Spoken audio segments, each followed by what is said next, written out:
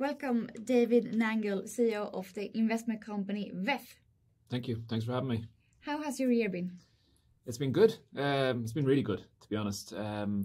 This year is it our best year so far? I'm not sure, but it's just a continuation of the track record of investing in great companies, having them in our portfolio, watching them perform, valuations go up, that compounding through our NAV. Most rewarding is seeing that coming through in our share price.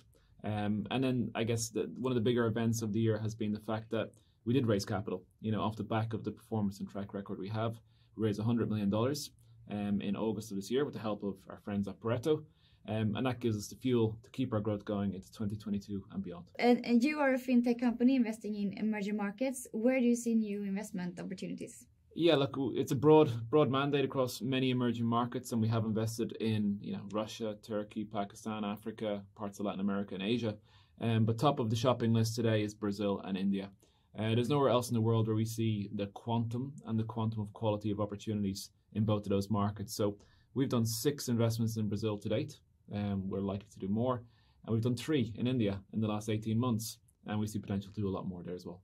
Your biggest asset, Securities, is a Brazil-based company. Tell us about the company. Yeah, no, it's our lighthouse investment. Every investment company has an investment which shines. Right now it's Creditas.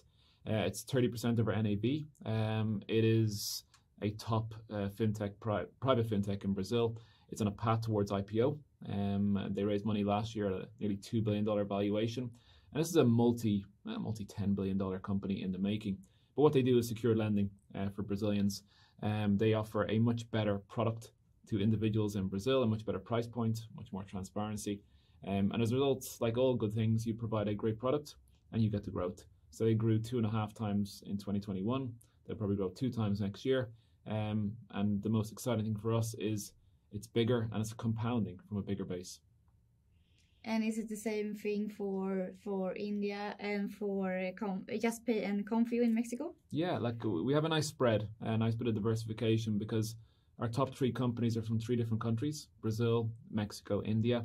They're in different spaces. So, Creditas is focusing on the consumer in Brazil, Mexico on small businesses in Mexico, and JustPay is payments, mobile payments online effectively in India. All 3 great companies in different areas at different stages of their growth, but they're all growing 2 to 3x year on year. They're all getting a lot of attention from the markets and funding. They're all raising and being backed well. And we own 10% plus minus in each of these companies, so we're well set to benefit from their performance. And how is the competition in these 3 countries? Look, interesting spaces will always bring more competition.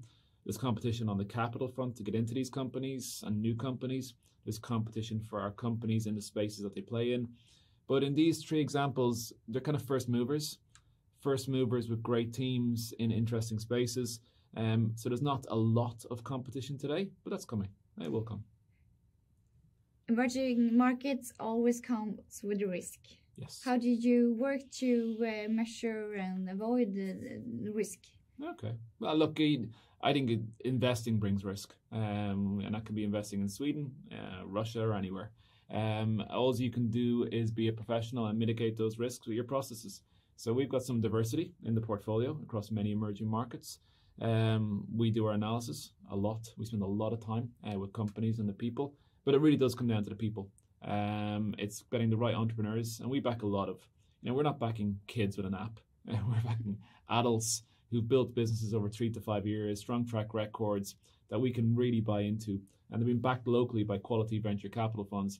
And then we put our capital to work. And that's before we get into the whole area of legals, which gives you a backstop on risk. 2021 was a good year for you. Your stock is now trading at a premium to NAV. What do you think about 2022? Ideally more of the same. Bigger, better, faster is always the mantra. But, I look inside the portfolio and I see companies like Creditas, Confio, JustPay, and I see the pace of growth that they have and how that's going to impact their performance in our NAV next year. And I get very excited by that.